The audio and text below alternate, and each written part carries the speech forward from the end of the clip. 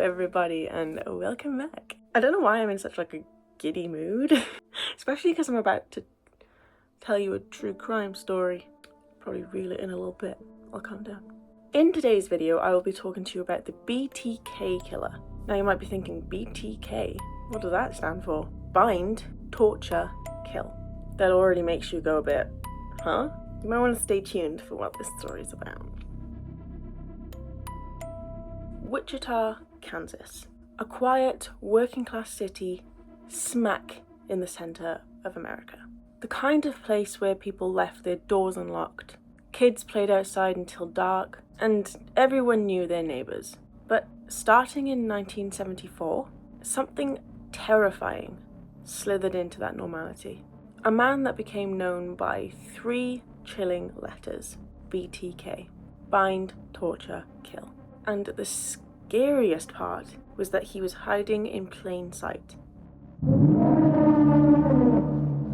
It was a cold January morning, January 15th, 1974, when a 15-year-old Charlie Otero came home from school and walked into a nightmare. His entire family, his father Joseph, his mother Julie, and 2 younger siblings, Joseph Jr. and Josephine, had been murdered in their own home.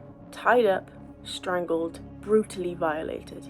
There was no forced entry, no signs of a motive, just a terrifying sense of control and planning. Even the Wichita police were baffled, but the killer wasn't done, not by a long shot. One thing about this killer was that they craved the spotlight. Months after the Otero murders, a local newspaper received a letter, a strange one at that, and the writer claimed responsibility for the murders, including details in the letter that only the killer would know, and even signed it, "I am BTK. Bind them, torture them, kill them." He wasn't just a killer, he was putting on a show, like a twisted artist begging for recognition. Already there are similarities to another case, the Zodiac killer, which I did a video on last week, so if you want to go and find out more about them, I'll leave it linked below for you. Like I said, this killer just craved the spotlight. If you don't come play with us. Unlike the Zodiac killer, we know who the BTK killer was. The man behind the mask was Dennis Rader, an Air Force vet, a family man, a church president, someone that you would think would never hurt anyone. He mowed his lawn, taught Sunday school, and even ran the neighborhood watch. But in his mind, he had what he called projects. Not people, projects. Each project began with stalking. He'd pick a woman, watch her house, learn her schedule, sometimes even draw little fantasy murder plans in a notebook. And then when he felt the time was right, he'd strike. Over the years that he decided to be a serial killer, he murdered Catherine Bright. He stabbed and strangled her, and her brother barely escaped. Shirley Vian, he tied her up in her own home while her kids were locked in the bathroom. Nancy Fox, and with this one, he called the police himself to report her death. There are many others, and sometimes he would wait years between each murder, but he was always planning. One of his most disturbing murders was Maureen Hedge. She was his neighbor. He broke into her house, strangled her, then took her body to his church, posed her body in different bondage positions, and took photos. Then he went home like nothing happened. What kind of sick mind just thinks to do these types of things, let alone does them? For all the horror, BTK was incredibly methodical. He didn't rush, he cleaned up, he didn't leave any DNA prints, he used ropes, nylon stockings, even plastic bags. And like, if you thought the whole bondage posing thing was a lot, skip forward the next 10 seconds maybe. Sometimes he'd even, I don't want to use the word, make himself feel good over the body. Then take trophies home with him. Underwear, jewelry, IDs, stuff like that. Little keepsakes for him. And then in 1991, he just disappeared like a ghost. No more letters, no more bodies, just silence. People assumed that he was dead, in jail, just gone, but they were wrong. I'm going to preface this next bit as the comeback that nobody wanted. It wasn't like waiting for your favourite boy band to reunite. No. This comeback, we could have gone without. It wasn't necessary. Stay gone.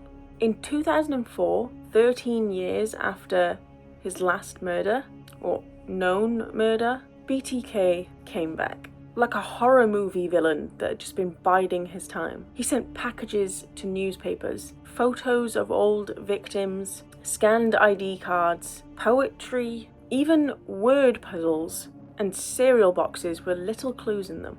Like I said before, he just craved the spotlight. He was desperate to be remembered. He wanted the spotlight again. In one of the letters, he asks the police something truly insane. If I send a floppy disk, can you trace it? Like, the police are just going to be honest about it. If they could, no, we can't trace it. The police barely hiding their glee. I don't think I've ever used that word before. They were ecstatic. They replied through a newspaper ad saying, "Rex, it'll be okay." BTK sent the disc. Now, they couldn't trace it. It's a floppy disk. But on that disc, metadata that read, "Last modified by Dennis, Christ Lutheran Church." A quick Google search, Dennis Rader, President of the Church Council, Cub Scout leader, Dad. Game over. When they arrested Dennis Rader in 2005, his neighbours were stunned. He was the nicest guy. He always smiled. He helped me trim my hedges. A little bit of acting there, don't mind me. I'll always take the opportunity. In the interrogation room, Rader was calm, almost smug, and confessed to everything. Every victim, every detail. He talked like he was reading a shopping list. I tied her up. She screamed. I put a bag over her head. Then I took some photos. He referred to his killings as projects, his dark urges as Factor X. He never cried, never showed any remorse, never seemed truly sorry, or that he cared.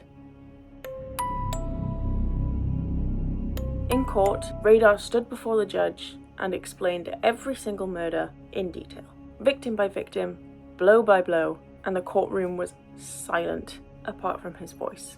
Everyone was listening to every word he said. The judge sentenced him to 10 life terms, no parole, for 175 years. Today, Dennis Rader sits in a cell in El Dorado, Kansas. No visitors, no letters, no photos, just walls and time. He lived a double life for over 30 years. Faithful husband by day, sadistic killer by night. His story is a reminder that monsters don't always look like monsters. Sometimes they wear glasses, go to church, and mow their lawns like everyone else. My final thoughts on this is just, like, what? What? BTK didn't just kill people. He wanted to own them, even after death. And for years he got away with it because he was smart, calculated even, and terrifyingly normal. And the one thing I love about all of this is that, in the end, it wasn't DNA that brought him down, or a witness, or a mistake at the crime scene. It was his own ego. He just could not resist the spotlight. Anyways, I will be back next week with a brand new true crime story, and I hope I will see you there.